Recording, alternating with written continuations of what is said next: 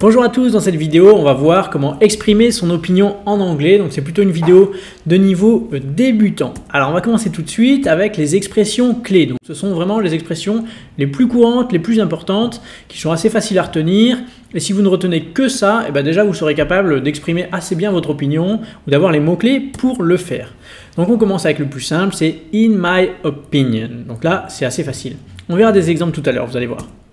Ensuite on a « I think that », je pense que. Autre expression utile, I believe that, c'est-à-dire je crois que. To believe, c'est croire.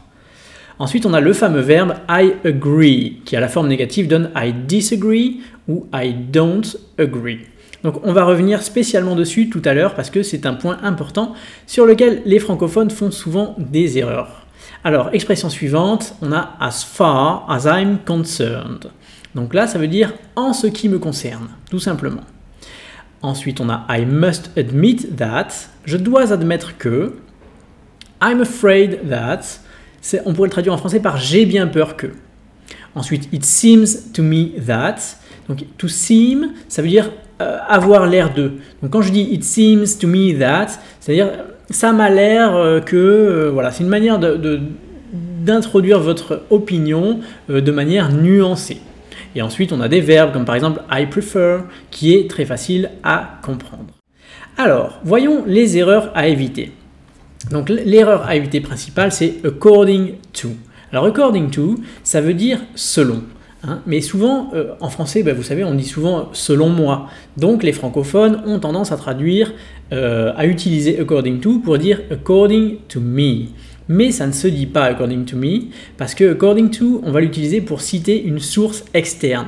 Donc par exemple, si vous voulez citer je sais pas moi, un scientifique ou un journal ou comme ça, vous pourrez dire par exemple according to the Washington Post, par exemple, donc selon le Washington Post. Mais si vous dites according to me, eh bien ça signifie, pardon, je me suis embrouiller les pinceaux. Si vous dites according to me, eh bien ça donne l'impression que vous vous citez vous-même. Hein. According to, on l'utilise plutôt pour citer des sources externes.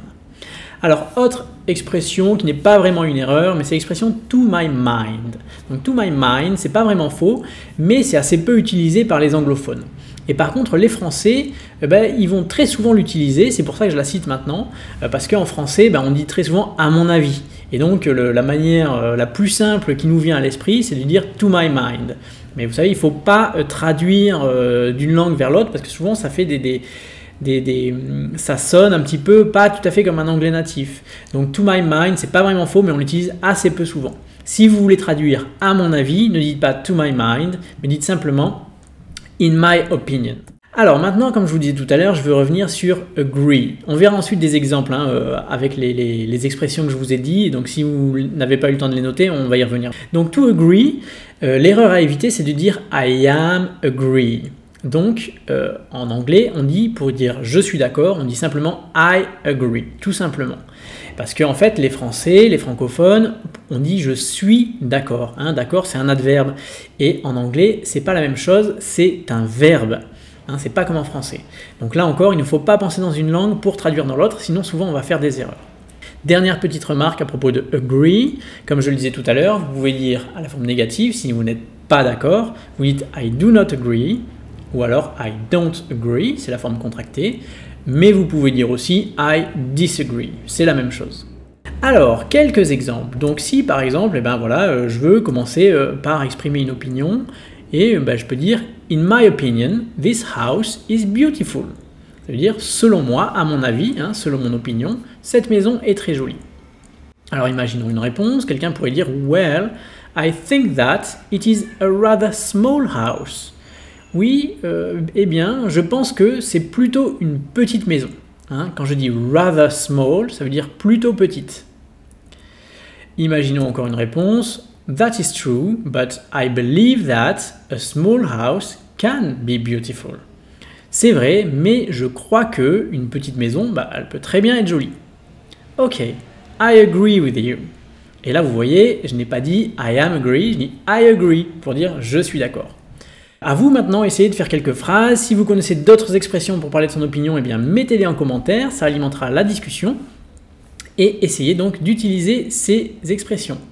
À venir bientôt, j'en profite, nous allons faire bientôt une formation sur les temps de l'anglais. Donc les temps, le présent perfect, le prétérit, le présent simple, le présent continu. On va faire bientôt, je vais vous proposer ça par vidéo, une petite formation qui sera accessible sur YouTube, sur Facebook. Donc abonnez-vous, c'est le moment de s'abonner si vous n'êtes pas encore abonné. Donc si vous êtes sur ordinateur, vous allez voir un gros bouton apparaître sur votre écran pour vous abonner à la chaîne YouTube. Si vous êtes sur Facebook, vous avez un lien au-dessus ou en dessous quelque part pour pouvoir vous abonner. Si vous êtes sur mobile, je crois qu'il y a un petit i qui apparaît ou alors un bouton dans le coin de l'écran. Bref, abonnez-vous, comme ça nous allons faire, je pense que ce sera la semaine prochaine ou la semaine suivante, une formation complète sur les temps de l'anglais. Donc ce sera très intéressant, profitez-en, abonnez-vous. Et je vous dis à bientôt. Merci d'avoir suivi cette vidéo, j'espère qu'elle vous a plu. Si ça vous a plu, mettez un pouce vert et puis si elle ne vous a pas plu, mettez un pouce rouge. Merci beaucoup, bye bye.